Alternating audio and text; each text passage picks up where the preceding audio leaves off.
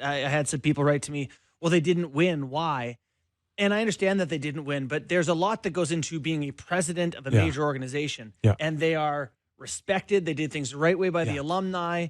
They got a lot right. Okay, but there's a chance you can get a lot right when you have unlimited funds too. And I will say this: he made a great decision because he had to go upstairs or to the board and explain that why he wants to invest money in the alumni, and he got it. He got it. But that comes with power. That comes with the funds. Like there's 29 other general managers or presidents that will go to their owner or their board and say, I really want to do this for the alumni. And it's like, nope. Yeah. Nope. Yeah. So, I mean, it really helped him that he had the unlimited funds, including building departments that rank amongst the biggest in professional sports at any cost. Not sure the ROI on those has been great. You know, the large departments. There's no link to success. Right. Is your point. That so exactly where is the value in the money and the departments that we spent?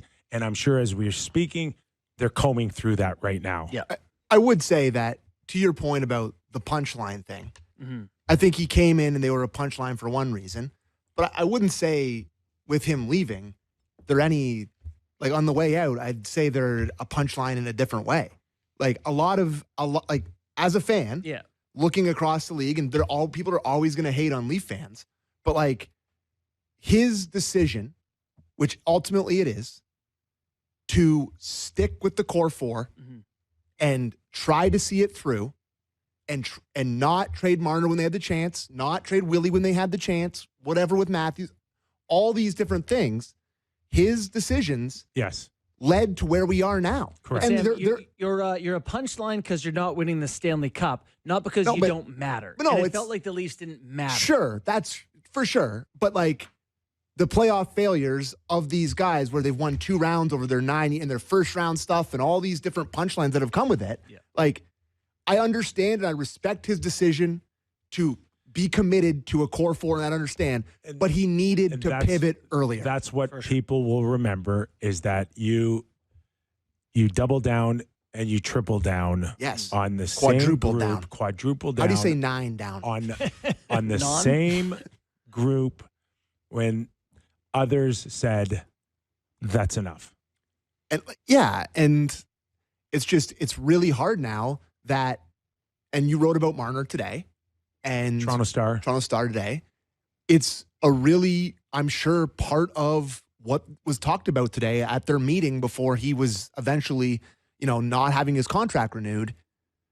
The handling of Mitch Marner and the way this has gone.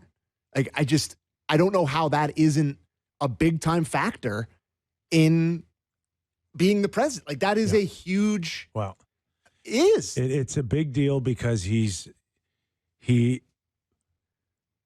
got to explain why a guy that was destined to be the all-time leading point getter in the history of the franchise is walking out the door in the prime of his career. For nothing. Like, there is a world where you make the Marner trade 2 years ago and you have whatever you get back in that, and you can look back and having him leave for nothing and seemingly with this resentment towards the franchise and the hate with the fans and all this stuff is an abject failure. It is. And it's like, that's a huge detriment to his time here, where there's lots of great things. And like you said, I used to just be like, can they make the playoffs? And then they never stopped making the playoffs. And it was a different hurdle that they couldn't get over. But the Marner thing is massive. It just is. So I don't know. We'll see. Okay. Let's go to our first guest. Our only guest. We're only up for an hour. So. All right. Yeah. David Amber. Hey. How you guys doing? Of Sportsnet NHL and Hockey Night in Canada. We're well. Covering the Stanley Cup playoffs for Sportsnet. Thanks for joining us on an off day, correct? Yeah. Yeah, I mean, a busy day, obviously, with all the news that's breaking. I just heard Canada lost to Denmark at the World Series. Whoa. What? David, just give us a chance to get our breath here on the Leafs before we go to the rest of the country, okay? Pretty wild. Just your overall thoughts after 11 seasons for Brendan Shanahan, and there's no question with the press release through Keith Pelly, the respect factor goes into a guy of that stature, but 11 years is a long time also to get a crack at winning a Stanley Cup. Yeah, I mean, we all know the stakes in pro sports are incredibly high. There is a lot of turnover. We see with coaches, with GMs, and even at the president level, and the expectations are high. And this isn't a unique thing to the Toronto Maple Leafs. I mean, sports is at its base about winning and losing, and the Leafs have had a certain level of success, certainly under Brendan Shanahan, and I don't think we can dismiss that. And I think we even made a point on Sunday's broadcast of saying, look, there's 26 other teams that would have loved to have been there in the final 5 teams standing this year, and to have taken the defending champions to the 7th game, in a winner-take-all scenario like that. There's something to be said for that.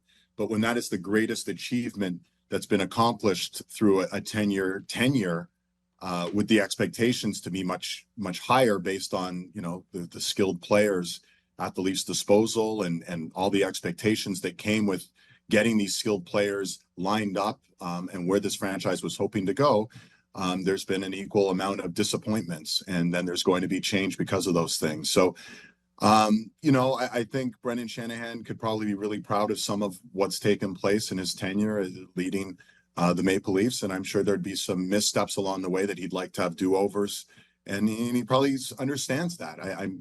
He's a smart guy. He's been in an executive role in some capacity since he left his playing days in the NHL. He understands how the executive offices work, and I'm sure he respects, what's taken place and understands that. And, there have been cries 3-4 years ago, what's going to happen with Brendan Shanahan? And I think, Maple Leaf Sport and Entertainment really allowed sort of not second chances, but allowed this whole process to take full bloom. I don't think anything was left to be discovered. I think, the plan was in place, and there was aspects of it that worked really well, and aspects clearly that didn't get the Leafs ultimately where they wanted to go. And there's going to be change because of that. I mean, I don't think anyone's saying this with any surprise. I listen to your guys' show on a regular basis.